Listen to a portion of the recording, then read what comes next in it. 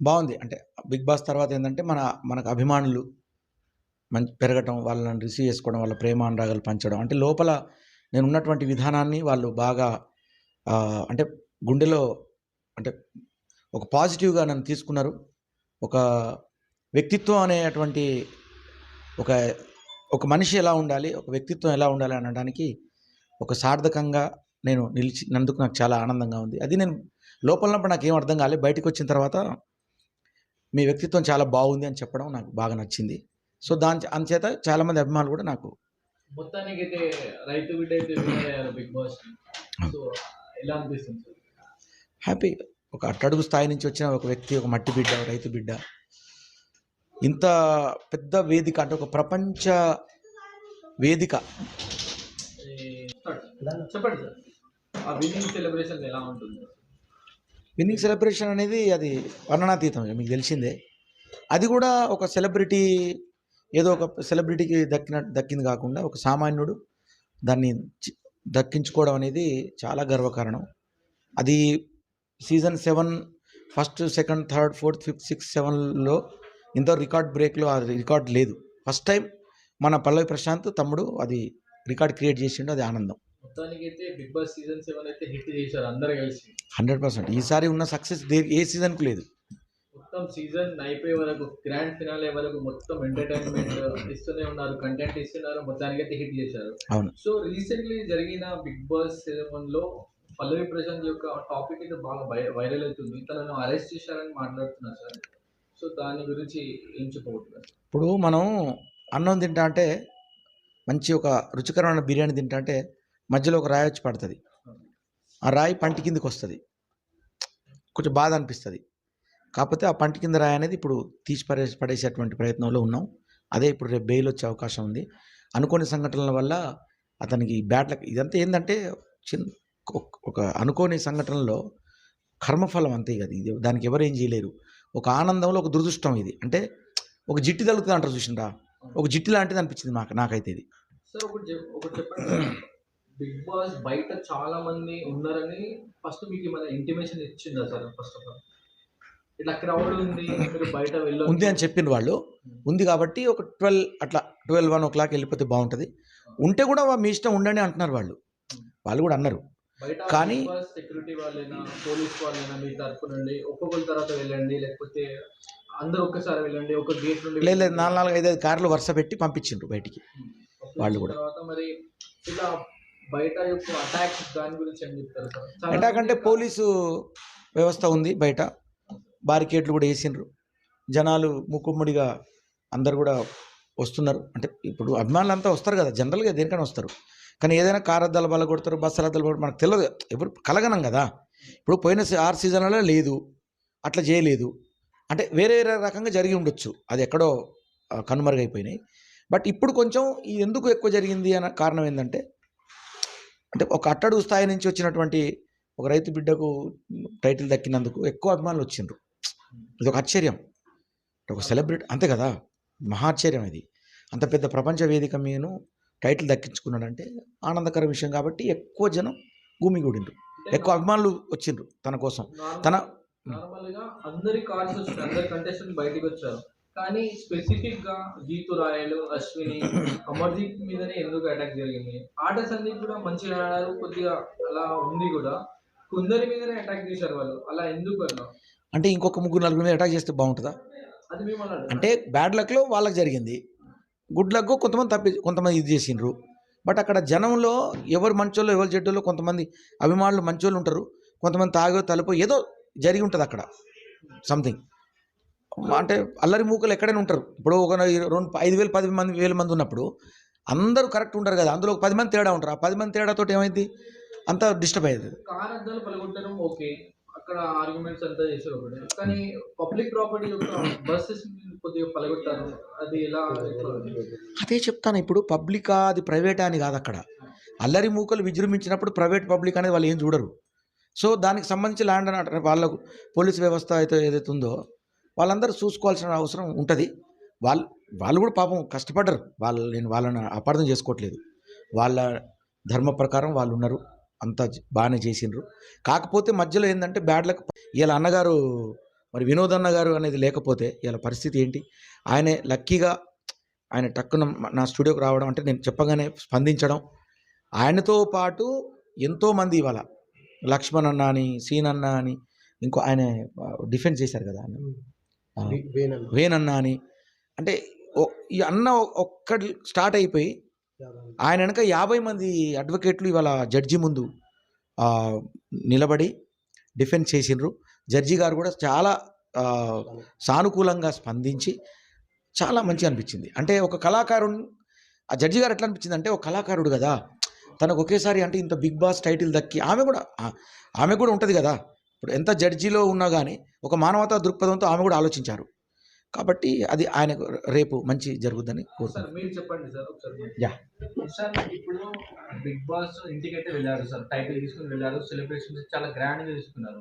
మొత్తం అయిపోయిన తర్వాత మార్నింగ్ వచ్చేసి ఏం ఇంటిమేషన్ లేకుండా పల్లవి ప్రశాంత్ కి పారిపోయాడు, ఎక్కడో వెళ్ళిపోయారని చెప్పారు. తర్వాత మళ్ళీ మార్నింగ్ వచ్చేసి నైట్ వచ్చేసి అరెస్ట్ చేశారు ఇంటిమేషన్ లేకుండా. వాళ్ళ ఫ్యామిలీ పరిస్థితి చూడకుండా, వాళ్ళ ఫ్యామిలీ రిలేటివ్స్ చూడకుండా వచ్చి డైరెక్ట్ అరెస్ట్ చేశారు. మళ్ళీ వాళ్ళ ఫ్యామిలీ ఫాదర్ ఏమంటున్నారంటే, తీసుకుపోయేటప్పుడు మాకు ఇంటిమేషన్ ఇవ్వలేదు, గెంటేస్తున్నారు కార్లా, అది చూసి మాకు చాలా బాధ వేసింది, అది చూడలేకపోయాం. ఏమైనా మా కొడుకు ఏమైనా చేశాడా, ఏమైనా దేనికేమైనా చేశాడా, అట్లా ఎందుకు అట్లా చెప్తున్నారు సార్. ఇప్పుడు యాక్చువల్‌గా ఏమైతదంటే సెలబ్రిటీస్ ఉన్నప్పుడు ఈ దేశంలో వాళ్ళకు సంబంధిత పోలీస్ స్టేషన్‌లో ఏదైనా పర్మిషన్ తీసుకుంటారు. చిన్న చిన్న ఫంక్షన్‌లున్నా, ఏదున్నా. ఈ లా అండ్ ఆర్డర్ ప్రాబ్లమ్‌లో ప్రపంచీకరణ నేపథ్యంలో అత్యాధునిక టెక్నాలజీలో హైదరాబాద్ ఉన్న వ్యవస్థలో ఇంటెలిజెన్స్ వ్యవస్థ ఉంటది. వివిధ రకాల వ్యవస్థలుంటాయి. ఇప్పుడు ఏదైనా ఫంక్షన్ అయినప్పుడు సెలబ్రిటీలకు ఫంక్షన్‌లో పోలీస్ పర్మిషన్ తీసుకుంటారు. అలాంటిది 6 సీజన్‌లు అయిపోయినప్పుడు కూడా ఏ విధంగా పోలీసోళ్ళు ఉండాలనేది చూడాలి. ఇప్పుడు నేను ఎగ్జాంపుల్ ఏం చెప్తున్నా అంటే, కొద్దిగా గ్యాదర్ అయితున్నప్పుడు వాడ ఈవెంట్ అయితుంది. లాస్ట్ డే ఇదివరకు సీజన్‌లు అయిపోయినాయి. ఇది 7వ సీజన్ కదా! చూసుకుంటుంటారు. ఇదివరకు లా అండ్ ఆర్డర్ ప్రాబ్లమ్ కాలేదు కదా! ఇప్పుడే ఎందుకయింది అంటే, ఆ పోలీసోళ్ళు ఈ రైతు బిడ్డ ఒక గ్రామ నేపథ్యంలో వచ్చిన బిడ్డకు ఈ గ్రామంలో నివసించే 80% జనము రైతులు అంత సపోర్ట్ చేయడం జరిగింది. ఈ గ్రామంలో ఏముంటారంటే 80% పీపుల్ లివింగ్ ఇన్ విలేజెస్. అలాంటి నేపథ్యంలో సహజంగా జీవించే ఒక మనిషి పోయి అంత పెద్ద టైటిల్ గెలవడంతో ఈ బిగ్ బాస్‌లో న్యాయం జరిగిందని ఈ భారతదేశంలో గాని, ఈ ప్రపంచ దేశాల్లో అనుకున్నప్పుడు ఏమైందంటే చాలా జనం గుమిగూడారు. అందులో పల్లవి ప్రశాంత్ ఒక్క పాయింట్ ఆఫ్ వ్యూలోనే రాలే గదా! అందరూ ఉంటారు. ఇప్పుడు చిరంజీవి, బాలకృష్ణ వాళ్ళు, పవన్ కళ్యాణ్ అందరూ వస్తారు. అంతా ఫ్యాన్స్ వస్తారు. అందులో అనుకోకుండా ఒక జరిగిన సంఘటనను దాన్ని దృష్టిలో పెట్టుకొని ఈయనని అరెస్ట్ చేయడం దురదృష్టకరం. ఏదైనా సంఘటన అయినప్పుడు పూర్తి విచారణ చేసి, పూర్తి దర్యాప్తు చేసి, దాన్ని ఎఫ్ఐఆర్ చేసి ఇయ్యవలసిన పోలీసుల బాధ్యత. ఎవరు ఫిర్యాదు చేయకుండా ఎవరైనా అద్దాలు పలగొడితే ఆళ్ళు వచ్చి ఫిర్యాదు చేయలేదు. పోలీసోళ్ళే ఫిర్యాదు చేసి ఈయనని చేయడము దారుణం. తప్పు అది.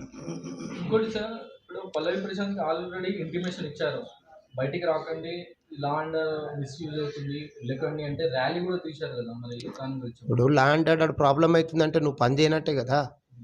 పోలీస్ వ్యవస్థ ఉన్నది. ఇంత బెటాలియన్ ఉంది. హైదరాబాద్ ఇంత పోలీస్ వ్యవస్థ ఉంది.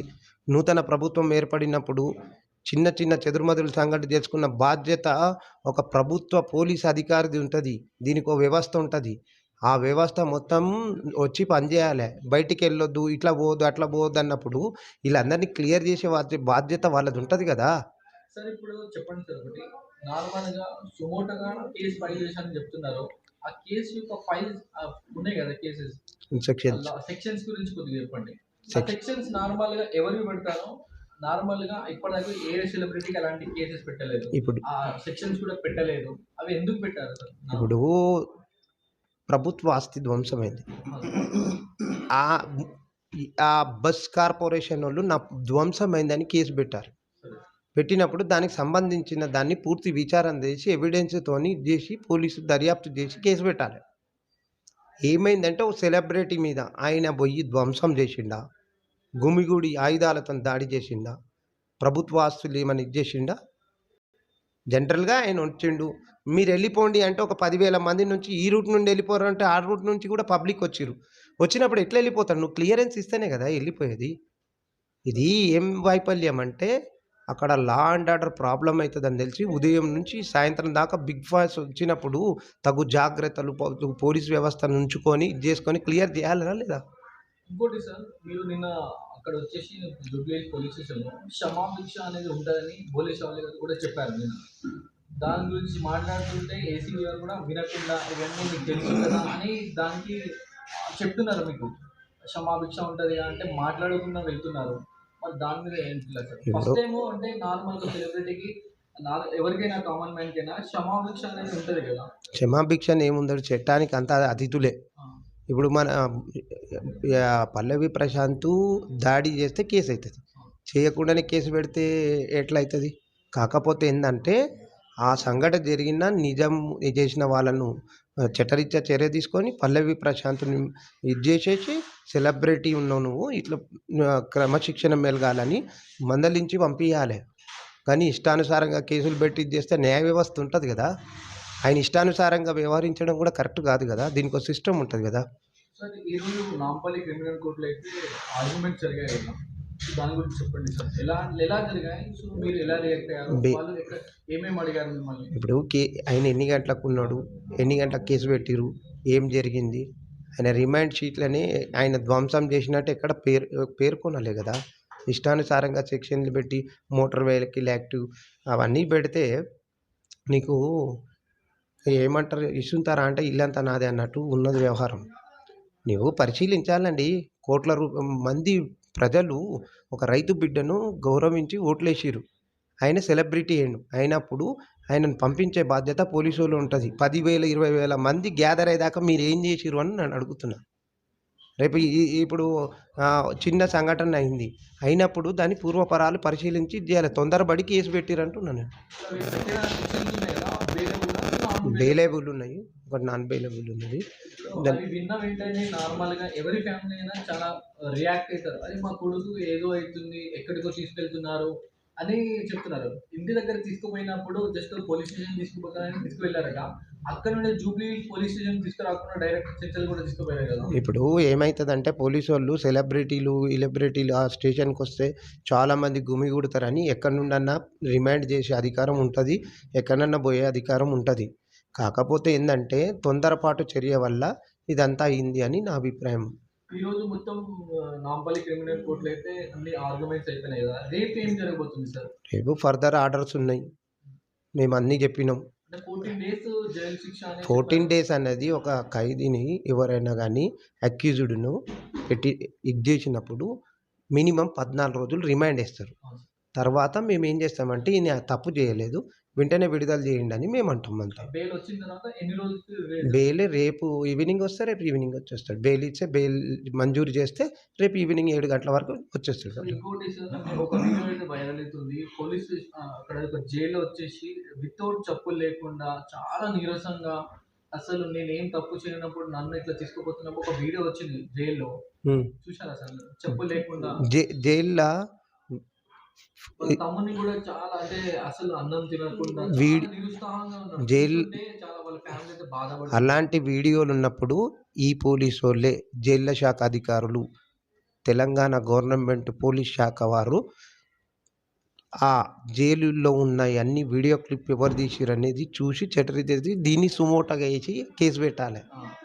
అదే సార్. ఇప్పుడు మీరు పొద్దున వచ్చేసి నాంపల్లి క్రిమినల్ కోర్ట్‌లో అయితే మీరు మీరు ఒక రూల్స్ అయితే పాటించారు. ఇక్కడ వీడియో తీసుకోవద్దు, ఇట్లా బయటకొచ్చి తీసుకోవాలన్నప్పుడు వాళ్ళు వీడియో రిలీజ్ చేశారు. వీడియో రిలీజ్ చేసిర్రనుకో, ఇప్పుడు పోలీసు వ్యవస్థ ఎలాంటి సుమోటో కేసు పెట్టిందో, అలాంటి సుమోటో కేసు విచారించి ఎవరిని బాధ్యులైన వారిని దాన్ని పునఃపరిశీలించి వాట్సాప్‌లో వచ్చినది డిపార్ట్మెంట్ పంపించి ఆ రిలీజ్ చేసిన దాన్ని ఇమ్మీడియేట్‌గా దాన్ని సుమోటోగా కేసేసి వెంటనే సస్పెండ్ చేయాలి. సార్, పోలీస్ గురించి చెప్పండి ఒకటి. Last question. ఇప్పుడు నార్మల్‌గా కామన్ మ్యాన్‌గా పల్లవి ప్రశాంత్ వచ్చారు. ఇది ఇష్యూ వల్ల వచ్చే సీజన్‌లలో కామన్ మ్యాన్‌కి ఛాన్స్ ఉంటదా? మళ్ళీ ఉంటది. ఇలాంటి ఉండి సిట్యుయేషన్ ఉంటది. జరగడం వల్ల కామన్ మ్యాన్ తెలంగాణలో 4 కోట్ల జనాభాలో ఎవరికైనా మళ్ళీ స్టార్ట్ చేసి తీసుకుంటారా బిగ్ బాస్‌లా? లేకపోతే అంటే కామన్ మ్యాన్‌కి ఇస్తున్నారు. ఎవ్రీ సీజన్‌లో కామన్ మ్యాన్ జనరల్‌గా వస్తున్నారు. ఇప్పుడు ఈసారి కూడా ఇచ్చిండ్రు. వచ్చేసారి కూడా ఇచ్చే అవకాశం ఉంటది. ఒక కామన్ మ్యాన్ అందులో ఒక్కొక్క జోనర్ నుంచి ఒక్కొక్క ఇదిగా ఇస్తారు. టాలెంట్ చూసి ఇస్తారా? లేకపోతే టాలెంట్ టాలెంట్ అంటే అతను కొంచెం అంటే యూట్యూబ్‌లో, వాట్సాప్ మన ఈ రీల్స్‌లో లేకపోతే ఇది ఇన్‌స్టాలో అంటే ఎఫ్‌బీలలో అంటే ఇట్లాంటి పబ్లిసిటీ అయి ఉండి ఎక్కువ ఫాలోవర్స్ ఎక్కువ సబ్‌స్క్రైబర్స్ ఉన్న ఉండి ఉన్నటువంటి క్యాండిడేట్ అయితే ప్రిఫరెన్స్ ఇస్తారు. అది కామన్ మ్యాన్స్‌లో. ఇంకోటి సార్, మీరు ఏమైనా వాళ్ళ ఫ్యామిలీతో మాట్లాడారా? ఏమైనా ధైర్యం చెప్పాలా వాళ్ళకి? అంతా ఏ ఫ్యామిలీ ఎవరు? పల్లవి ప్రశాంత్ వాళ్ళ ఫ్యామిలీ పక్కనే ఉన్నారు కదా, అంతా కలిసే కదా. భోజనం దగ్గరుండి పెట్టించే వాళ్ళ నాన్న ఆరోగ్యం బాగాలేదు. ఆయన తింటే వామిటింగ్ వస్తుంది ఆయనకి. అంటే ఆయనకు హై బీపీ వచ్చింది.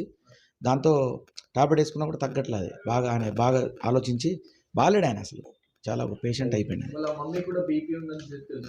ఉంది, ఆయనకు కూడా ఉంది. ఆమెకు ఇలాంటి ఉంది. విన్న వెంటనే వాళ్ళకు ఏమైనా అయితే ఇలా సిచ్యువేషన్ ఇప్పుడు అట్లనే సేమ్ అదే నేను ఇవాళ మధ్యాహ్నం అదే అనుకున్నాం మేము. మీరు జాగ్రత్తగా ఉండాలని వాళ్ళకు కొంచెం సూచనలు ఇచ్చేసినాం. టైంకు తినాలి, టైంకు టాబ్లెట్ వేసుకోవాలని కూడా చెప్పినాం. ఫైనల్ ఒకటి చెప్పండి సార్. ఫైనల్ గా ఈ కేసు ఏమైపోతుంది సార్? ఏం కాదు, ఏమవుతుంది? అంటే నార్మల్ గా విలేజ్ పీపుల్స్ అయితే చాలా మంది భయపడతారు. భయపడరు.